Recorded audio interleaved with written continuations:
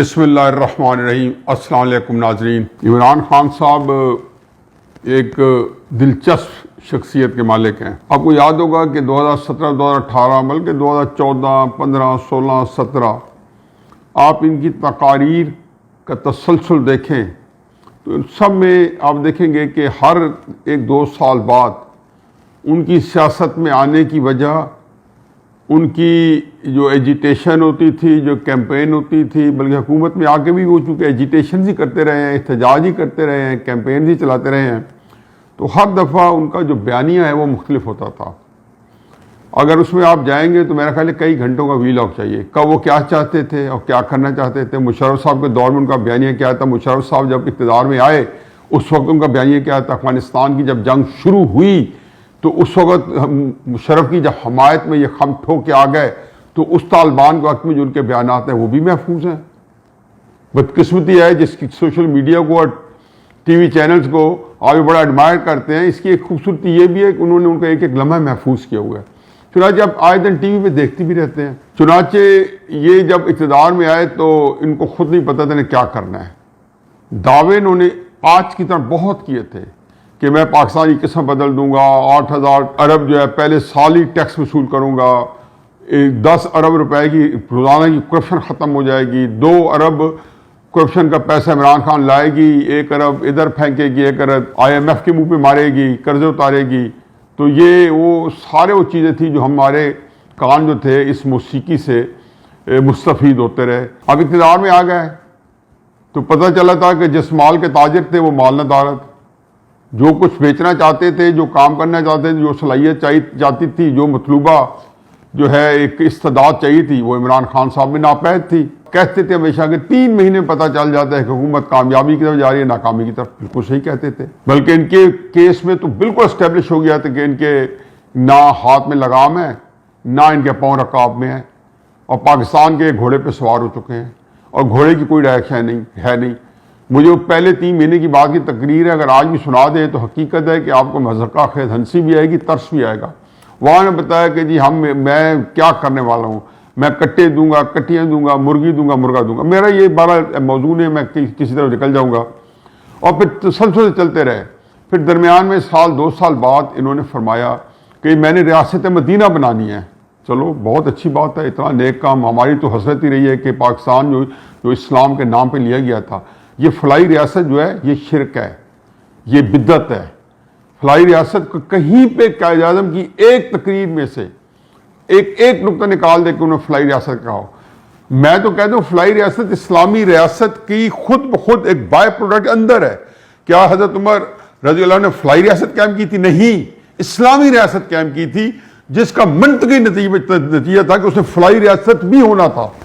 چنانچہ جو فلاحی ریاست، جمہوری ریاست، یہ ساری چیزیں جو ڈالنا ہوتا ہے یہ صرف ہم کسی اور کو مطمئن کر رہے ہوتے ہیں۔ یہ جن لوگوں کو کے ساتھ آج کل بڑی تڑی لگائی ہے، انفیکٹ ان کو خوش کرنے کے لیے ہم فلاحی لگاتے ہیں۔ چند دن پہلے فرما رہے ہیں کہ میرا خیال میں وہ جو شب دعا، وہ بھی اس میں بھی ذکر کروں گا جو پرکھنڈ نے کیا شب دعا پہ کہہ رہے تھے پاکستان آبجیکٹو ریزولوشن جو ہے وہ وجود میں اسلام کے نام پہ ہے۔ بالکل صحیح ہے۔ مجھے میں ہمیشہ کہتا ہوں کہ قائد اعظم رحمۃ اللہ علیہ کی ایک تقریر بتا دیں کہ جس کے اندر اس سے تھوڑا ہٹ کے کوئی چیز ذرا ڈرفٹ کی ہوئی ہو، اور پھر وہاں بالکل وہاں اس کا یہی مفہوم لیا گیا تھا، لوگوں کا نعرہ یہی تھا کہ پاکستان کا مطلب کیا، لا الہ الا اللہ۔ میری تو بدقسمتی یہی ہے، میں تو رونے سے بات کرتا ہوں کہ یہ بحث ہی ختم ہو گئی تھی کہ پاکستان ایک نظریاتی مملکت ہے۔ بہرحال عمران خان صاحب نے جب کہا کہ ریاست مدینہ، تو مجھے اس لیے یقین نہیں تھا کہ ایک تو میں عمران خان صاحب کو ذاتی طور پہ جانتا ہوں، یہ عمل کی چیزیں ہیں، یہ گفتگو کی چیزیں نہیں ہیں۔ اسلام ایک عمل کا نام ہے، اسلام گفتگو کا نام نہیں ہے، بھاشن کا لیکچر کا نام نہیں ہے۔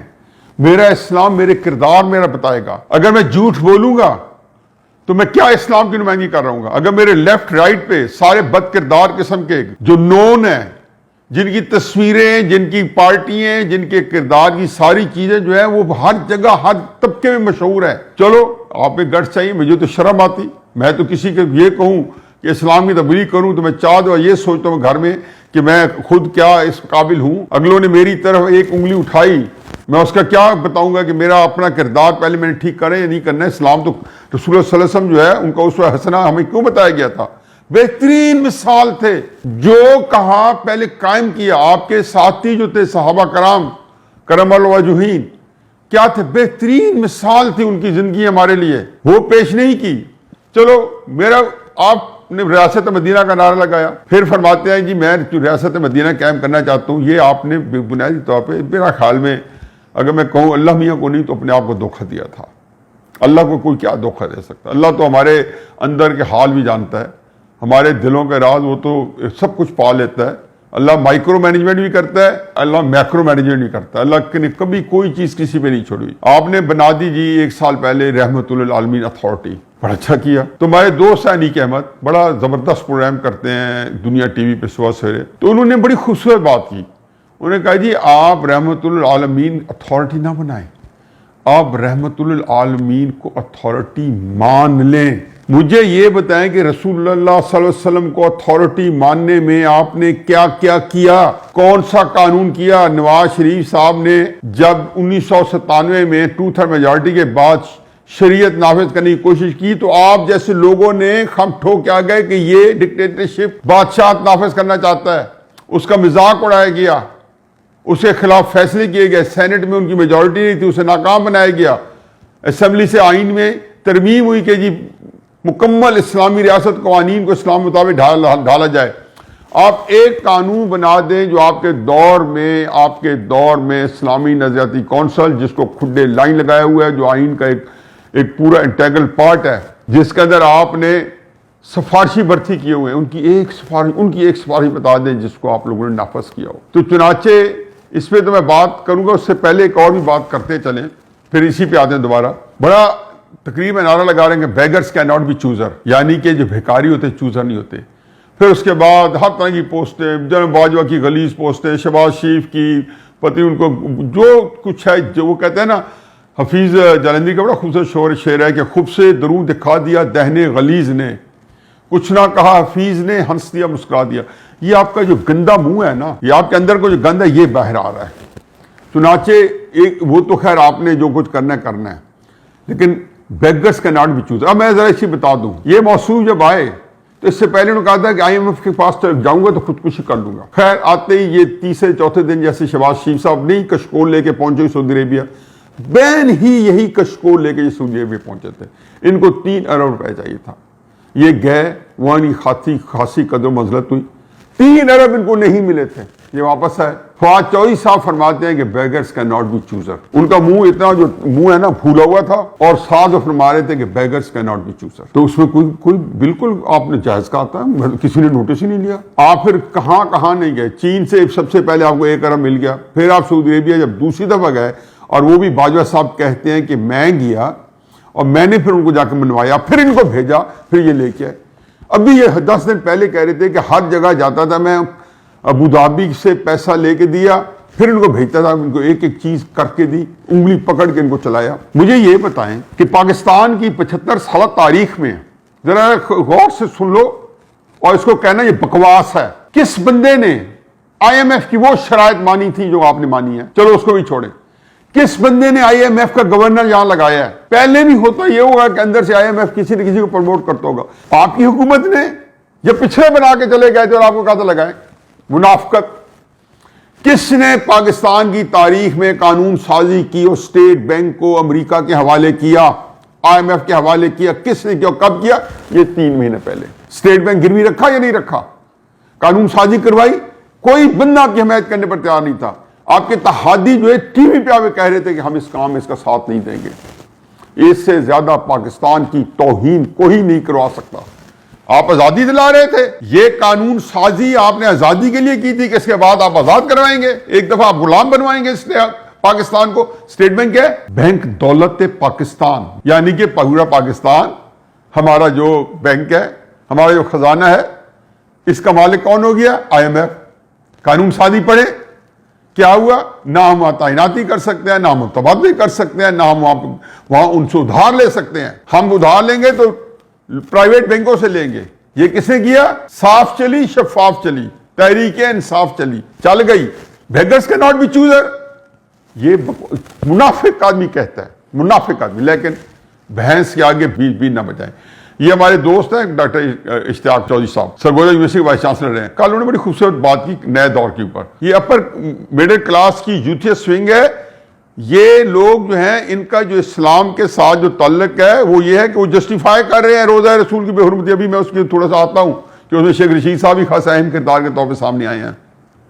میں دوبارہ اس پہ تھوڑی آج گفتگو کروں گا، کل میرا جی نہیں بھرا. یہ جو یوتھیا جو ہیں یہ تو ابھی ساری چیزیں خریدنے پر تیار بیٹھے ہیں، کرتے رہے. یہ اب آپ پہلے یہ آپ کے کیپٹیو تھے، ذہنی طور پہ آپ سے مغلوب تھے، آپ کے غلام تھے. اب آپ ان کے کیپٹیو ہو. یہ جب اتنا بڑا ابھار آتا ہے نا تو اب ان کے ذہن میں جو آیا ہے آپ نے ان کو کہا، ان کے ذہن میں آ گیا، وہ چل پڑے ہیں. وہ جناب باجوہ کے بھی خلاف چلے ہوئے ہیں، وہ ان موجودہ حکمرانوں کے خلاف بھی چلے ہوئے ہیں، وہ پاکستان کے خلاف بھی چلے ہوئے ہیں کہ جس پاکستان نے آپ سے اقتدار چھینا ہے وہ پاکستان آپ کو نہیں چاہیے. چنانچہ آپ نے دیکھا نہیں کہ پاکستان سے بغیر پاسپورٹ جلائے گئے، پاکستان کے خلاف نعرے لگے گئے. میں نے کل بھی ایک کلپ کا ذکر کیا ہے، تقریروں میں ہندو آ کے انڈیا سے آ کے تقریریں کر رہے ہیں ہماری فوج کے خلاف تحریک انصاف کے جلسوں میں. قیامت کی نشانی ہے. لیکن ساری چیزوں کی ریزن ہے تحریکیوں کے پاس، کیونکہ یوتھیا یہ بریڈ، یہ نفسیاتی مریض جو ہے یہ کوئی عام پروسیس نہیں ہے.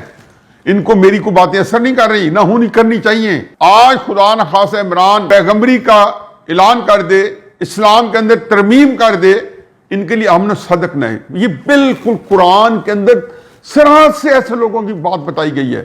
اللہ میاں نے آپ کا قرآن کو ہماری بدقسمتی ہے کہ قرآن سے ہمارا رشتہ ٹوٹ گیا. ایک ایک چیز میرے بارے میں، قرآن ہے کس کے بارے میں؟ قرآن میں میرا بھی ذکر ہے، قرآن میں آپ کا بھی ذکر ہے.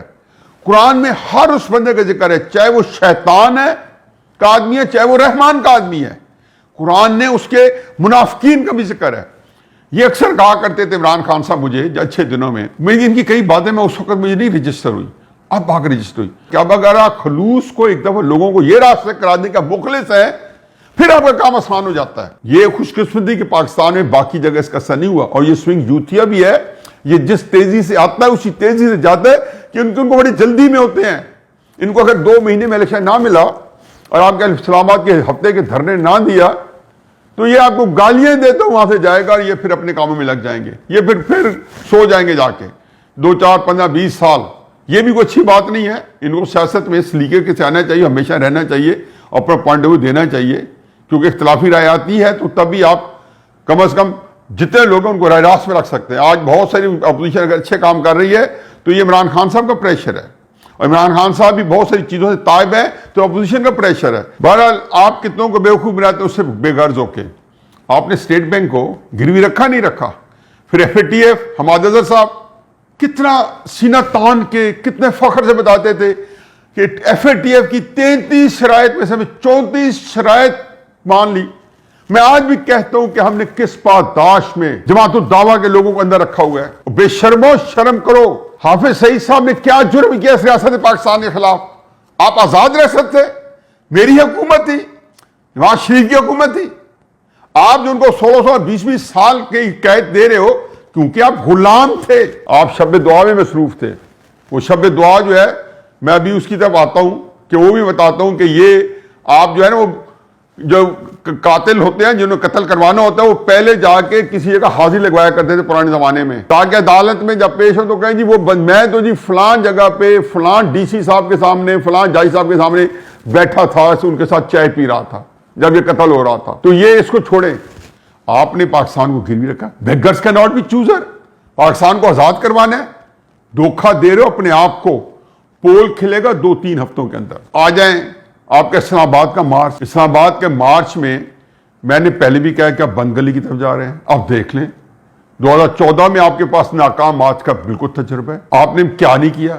آپ کو اس وقت بھی لوگوں کے گھروں میں گھسنے کی عادت تھی. 2014 میں یہ اوریجنل پلان تھا کہ 10,000 بندہ جو ہے وزیر اعظم ہاؤس میں قبضہ کر لے گا. یہ عزائم تھے. فوٹیج ہے لیکن بندے کتنے گئے؟ 2-3 درجن. جیسے روزہ رسول صلی اللہ علیہ وسلم کے اوپر اس رات میرا خیال تھا 5 لاکھ، مجھے کسی نے بعد میں بتایا کہ 10 سے 12 لاکھ بندہ جو ہے وہ رات تراویح پڑھنے کے لیے، مغرب کی نماز کے لیے، روزہ افطار کرنے کے لیے وہاں پہ حاضر ہوا تھا. اور آواز کیا آ رہی ہے؟ یہ وہ ویڈیو دوبارہ سن لیں. کئی جگہ پہ تو صرف ایک ہی آواز ہے. جو آپ کا گند منہ سے نکلا تھا وہ ایک ہی تھا. جو آپ یہاں نعرے لگاتے رہے اور بات کہتے رہے وہی نعرے اس جہاں محفوظ ہیں، لوگوں نے وہی نعرے وہاں لگائے ہیں، لیکن آپ لوگ اتنے گیدڑ ہو، آپ لوگوں کے اندر سب سے زیادہ جو کردار کی جو اب بدتری ہے وہ یہ کہ اپنے گند کو اون کرنے کے لیے تیار نہیں ہو، لیکن زیادہ سے زیادہ وہاں دیکھیں تو 8 10 15 بندوں کی آوازیں آ رہی ہیں، اور 10 لاکھ بندہ موجود تھا۔ وہ میرے ساتھ ایک بیٹھے تھے، اور یہ مقبول جان، وہ اپنے آپ کو اسلام کا لائسنس دے کے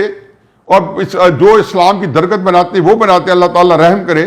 تو کل میں نے طبیعت صاف کی تھی، شاید وہ پروگرام کل تو نہیں چلا، کہہ رہے ہیں کہ آج چلے گا اب تک کے اوپر، تو میں نے امید ہے کہ وہ اب تک والے سارا پروگرام دکھا دیں گے۔ میں نے بتایا تھا تو وہ کہہ رہے تھے جی یہ گواہی تھی لوگوں کی، اللہ تعالیٰ نے لوگوں معاف کرے کہ یہ لوگ اتنا تجاوز کر رہے ہیں کہ جس کے اللہ تعالیٰ نے بار بار تنبیہ کیا، وہ لوگ بھی کر رہے ہیں جنہوں نے قرآن پڑھا ہوا، اولیاء جیسے بندے، اور اولیاء اکیلا نہیں ہے، ہزاروں ہیں جو قرآن کو پڑھ چکے ہیں، اور قرآن کو پڑھنے کے بعد جن کو میں جانتا ہوں جانتے ہیں قرآن، اس کے بعد وہ اس تصور کے ساتھ زندگی گزار رہے ہیں۔ اب آپ کے پاس بہت اچھے جلسے ہوئے ہیں، میں تو انہوں کہتا ہوں بہت بڑے جلسے ہوئے ہیں، آپ ان کے ساتھ اسلام آباد جا رہے ہیں، اسلام آباد آپ بند گلی میں جا رہے ہیں، الیکشن آپ کو کسی نے ہی نہیں دینے، چاہے آپ بیک ڈور مذاکرات کریں، چاہے آپ کچھ درمیان کا راستہ نکلانے کی کوشش کریں، آپ کا کوئی راستہ نہیں ہے۔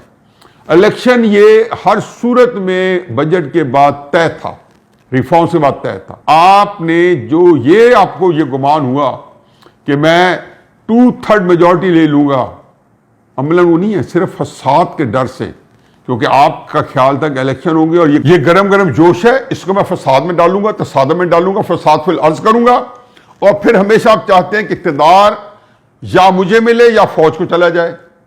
یہ اصل میں آپ کو درد ذہ ہے آپ کے اندر، کیا زبردست خواہشات ہیں، شوق کا کوئی جواب نہیں، شوق کا کوئی مول نہیں ہے۔ یہ سارا جو جا رہے ہیں اسلام آباد، اس کا انجام اللہ کرے کہ یہ دھرنا جو ہے 252 دن چلے، پچھلا 126 دن چلا تھا، اس کو دگنا کریں، 2 سے ضرب دیں، 252 بنتے ہیں۔ پچھلی دفعہ آپ کے ساتھ میکسیمم ایک ہی دن آئے تھے بندے، اور وہ 29 اگست کے تو جو میں نے خود جا کے گنے تھے وہ 7 ساڑھے 7 ہزار تھے، جس دن ٹھاٹھے ماتا سمندر تھا۔ اللہ کرے اس دفعہ آپ کے پاس 20,000 ہوں، 1 لاکھ ہو، اور 1 لاکھ بندوں کو آپ وہاں پہ 252 دن خاطر میں دارت کریں۔ اے ٹی ایم کون ہوگا، وہ بیچارے بھی بھگتیں گے اس دفعہ۔ یہ نہیں ہوگا کہ جہانگیر ترین پیسہ خرچ کرے گا اور کوئی اسے حساب نہیں لے گا، یہ نہیں ہوگا کہ علیم خان پیسہ خرچ کرے گا، عارف نقوی ابراج والا، ریاض ملک بحریہ والا، یہ تو آپ کو دیے ہی کسی اور نے تھے، چاروں کے چاروں، یہ تو آپ کو ادھار کے طور پہ ملے تھے۔ تو آپ جا کے آپ لوگوں نے جتنا مرضی کر لیں، سمپل ناکامی کے علاوہ کچھ نہیں ہوگا۔ الیکشن ہے نومبر 2023 میں، یہ بات میری نوٹ کر لیں۔ آج تک تو اللہ تعالیٰ نے جو ذائقہ مجھ سے بنوایا ہے وہ ٹھیک نکلا ہے، یہ بھی دیکھ لیں۔ عمران خان صاحب کو پہلے کئی دفعہ کہہ چکا ہوں، 3 سے 4 مہینے بعد بہت تنگی آ رہی ہے، دھرنا اپنے پیک پہ ہوگا، عمران صاحب کی تکلیف بھی اپنی پیک پہ ہوگی، اور یہ سارے ہم دیکھیں گے۔ یہ آئے نا اسلام آباد اور 2 بیٹھے، پچھلی دفعہ تو بیچارے کو اکیلے کو چھوڑ کے بھاگ گئے تھے سارے کے سارے، وہ جو پینٹ کرانے والے اور ناچ گانے والے سارے، اس دفعہ آئیں۔ شکر ہے کہ یہ زیادہ رمضان میں نہیں چلایا، وگرنہ رمضان کے اندر ایسی خرافات ناچنے گانے والی چل پڑتی ہیں، پھر وہاں جو ڈرگس کا کاروبار ہوتا ہے دھرنوں میں، یہ بھی اس وقت اسے چشم پوشی کی گئی تھی۔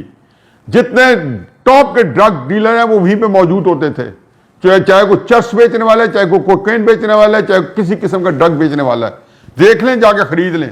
میں بتا رہا ہوں، پھر کہنا کہ بکواس کی تھی، آپ نے جھوٹ بولا تھا، یہ جب نہ ہو رہا ہو وہاں پہ یہ کاروبار عمران خان صاحب کے دھرنوں کے اندر جو ہے۔ ہاں، دھرنوں کے سلسلے میں ایک اور بات، 2014 میں یہ وزیر اعظم ہاؤس میں گھسنا چاہتے تھے، 2016 میں جاتی عمرہ نواز شریف کے گھر میں گھسنا چاہتے تھے، انہوں نے آ کے اڈا پلاٹ جو ان کے گھر کے قریب ہے، 1 کلومیٹر پہ چوک بنتی ہے، بالکل گھر کا دروازہ ہی سمجھیں، اس کے اوپر پھر آگے جلسہ بھی کیا۔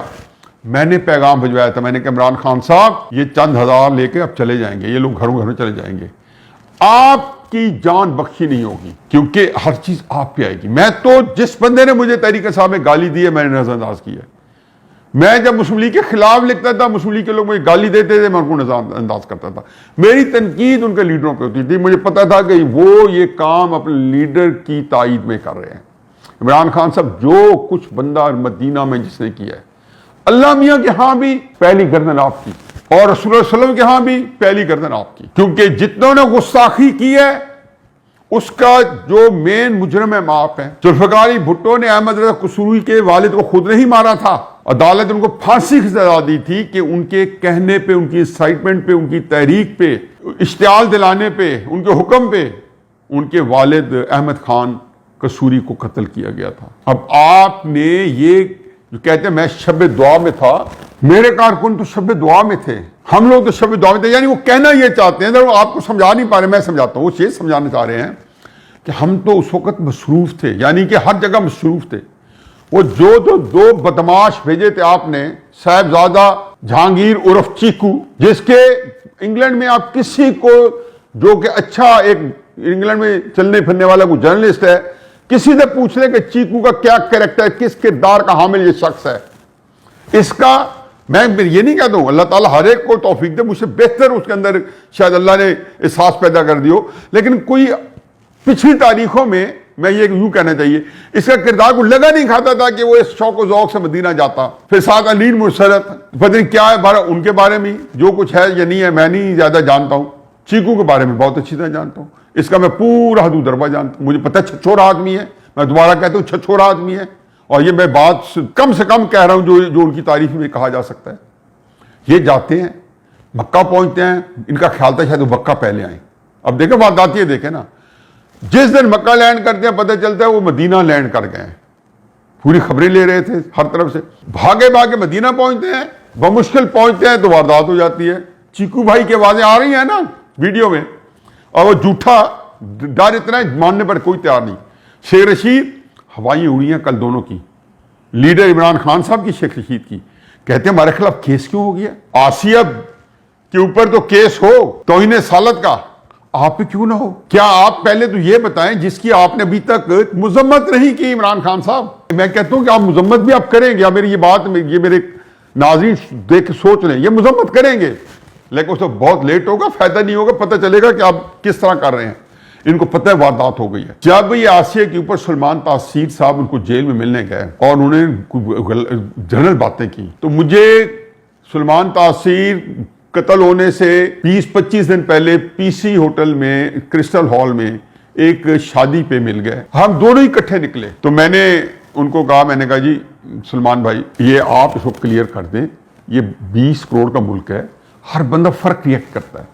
کوئی انتہا پسند جو ہے اپنے دل میں گرائی ڈال کے پھر رہا ہوگا، ہر بندہ میں اور آپ نہیں ہے، کس نے کیسے کیا. ایک ممتاز قادری جو تھا وہ کافی تھا.